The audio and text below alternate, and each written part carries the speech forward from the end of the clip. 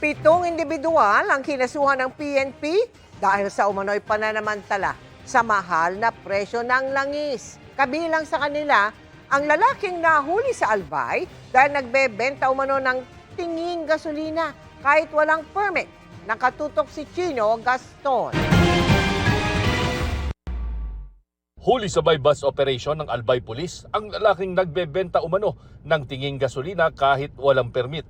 Bukod sa marked money na ginamit sa operasyon, nakumpiska ang fuel tanker truck na pinagkakargahan ng mahigit 1,200 liters ng gasolina na nakaimbak sa mga plastic container.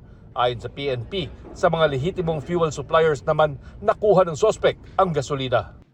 Bumibili po siya kaugnay yung mga lehitimong numero ng liters na pwedeng bili ng mga individual. Gumagamit din po siya ng ibang individual ako sa Ampitupex pagsasama-samahin po nila at binibili sa iba't ibang gasoline stations. Nahaharap ang sospek sa paglabag sa BP-33 o ang batas laban sa iligal na pagbebenta ng produktong petrolyo.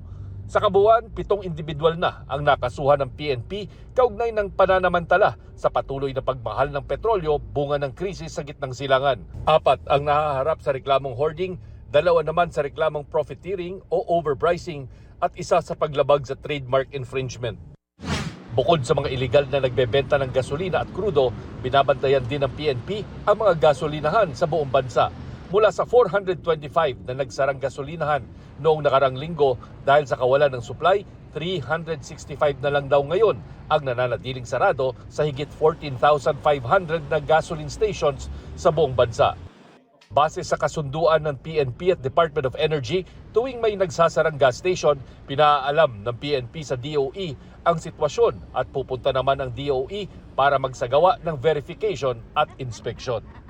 Chino Gaston, nakatutok, 24 oras.